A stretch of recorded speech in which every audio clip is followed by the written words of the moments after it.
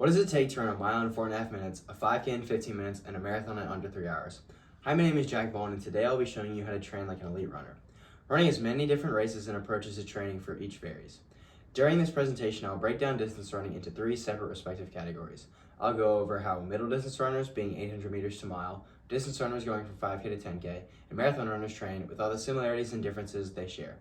Starting off with the shortest distance event first, I'll go over mid-distance runners, mid-distance as we call it in the distance running world. Middle distance runners lean largely on both aerobic and anaerobic systems while also needing a great speed development to excel in their respective events. How should you start your build for middle distance running then? Jack Daniels, widely considered to be the godfather of modern day distance training and author of the Daniels running formula, starts the season the same for any other distance event, with building the aerobic base. Training starts very easy, focusing on getting in easy miles while adding in some strides every other run to start developing some speed.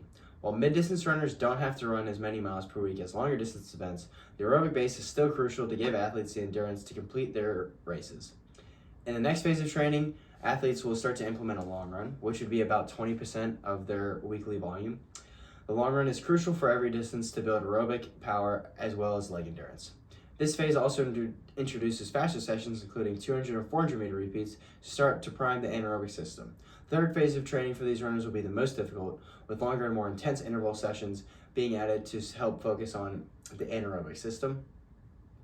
After this phase of training, it'll be time to race and show how the hard work is going to pay off. But there will still be some quality sessions in between each race to help maintain fitness, just not as often to keep the legs fresh. Now that you're ready to run a mile in 4.5 minutes, next we'll be moving up a few miles in race distance. For 5K to 10K runners, the aerobic capacity becomes a much larger focal point in training, and just as any other training plan, we will start with building the aerobic base. Distance runners normally run a decent bit more mileage than middle distance runners, averaging anywhere from 70 to 100 miles per week. We can't forget about speed development either, so strides will be crucial for this build as well. After we start building our base, the transition into our next phase of training will include one of the backbones into distance training and some of my favorite workouts, threshold intervals. Threshold pace is a comfortably hard pace that gives great aerobic benefits to distance runners without overstressing the body. Marius Bakken, an Olympic distance runner from Norway, boasting PRs of 13:06 in the 5K, 28:26 in the 10K, describes the benefits in different ways he has experimented with threshold over his career on his website, describing what is called the Norwegian model. On his website, he describes double threshold, which is a staple in many collegiate and professional distance programs consisting of 2 threshold sessions in one day. This could be, for example, 6 by mile in the morning and 20 by 400 meters in the afternoon. Sessions like these are essential for phase 2 and phase 3 of distance training and will help athletes develop their anaerobic bases and anaerobic thresholds. In the third phase of training, VO2 max workouts will be added as well to increase VO2 max and callous the athletes mentally and physically before it is time to race. Now that you're ready to break 15, let's move up to the grand finale, the marathon. The marathon will require the largest aerobic base of any race, and a large majority of the training will focus on getting easy mileage and time in feet. In an article by the Running Clinic, they describe Olympic marathoner Eliud Kipchoge's training and say that he runs around 200 to 220 kilometers per week, or 124 to 136 miles per week, with 82% of these miles being easy, 10% being moderate, and 8% being high intensity.